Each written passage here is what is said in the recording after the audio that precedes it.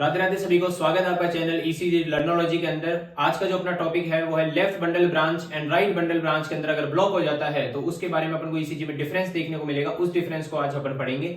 ठीक है, पहले देखिए एलबीबी एंड आरबीबी। एलबीबी का मतलब left bundle branch block and RBB right bundle branch block. अगर लेफ्ट में अगर ब्लॉक है, देखिए आपकी लेफ्ट बंडल निकल रही है बंडल ऑफ एज से, अगर इसके अंदर ब्लॉक हो जाता है तो उसको अपन कहते हैं left bundle branch block. And अगर राइट में ब्लॉक हो जाता है तो उसको कहते हैं राइट बंडल ब्रांच ब्लॉक। इसमें क्या ईसीजी चेंजेस देखने को मिलेंगे? तो पहला डिफरेंस अपना लीड V6 के अंदर, देखिए लीड V6 के अंदर क्या देखने को मिलेगा?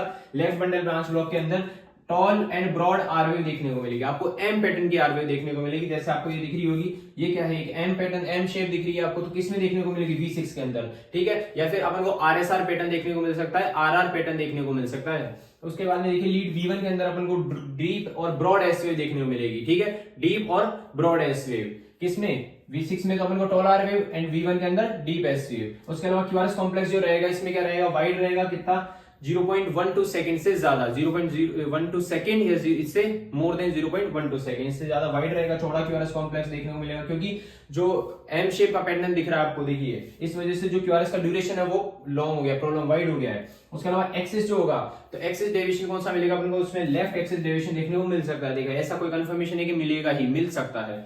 आगे देखिए एसटी सेगमेंट, एसटी और टी में क्या चेंजेस देखने को मिलेगा? आप देखिए जैसे आर एम पैटर्न बन रहा है V6 के अंदर, तो उसके साथ में आपको जो टी वेव है वो नेगेटिव दिखेगी एंड एसटी सेगमेंट भी थोड़ा सा डिप्रेस देखने को मिल सकता है। उसके बाद में देखिए राइट बंडल ब्रांच ब्लॉक जो है उसके अंदर जस्ट इसका अपोजिट होगा। इसमें V6 के अंदर जो है अपन को आर वेव टॉल दिख रही थी, इसके अंदर V1 के अंदर, क्योंकि V1 जो होती है वो राइट साइड में रहती है, इस वजह से V1 के अंदर अपन को क्या दिखेगी? एम शेप पैटर्न देखने को मिलेगा या आरएसआर पैटर्न देखने को मिलेगा। कहने का मतलब टॉल आर वेव जो देखने को मिलेगी किसमें देखने को मिलेगी? V1 के अंदर। सॉरी, V1 के अंदर आपको देखने को मिलता है एस वेव, तो यहाँ पे जस्ट अपोजिट हो जाएगा, इसमें आपको स्लर्ड एस वेव देखने को मिलेगी। कहने का मतलब एलबीबी जो है, एलबीबी के अंदर V6 के अंदर तो दिखेगी अपन को आर वेव एंड V1 के अंदर दिखेगी एस वेव। ठीक है, यहाँ पे जस्ट इसका अपोजिट है, V1 के अंदर दिखेगी आर वेव एंड V6 के अंदर दिखेगी एस वेव, जस्ट इसका अपोजिट है। तो अपन को स्लर्ड एस वेव देखने को मिलेगी। Slurred S wave it means देखिए ये आपकी राउंड एंड थोड़ी सी नोच्ड टाइप की जो आर एस वेव रहती है उसको अपन स्लर्ड एस वेव कहते हैं। तो स्लर्ड एस वेव देखने को मिलेगी।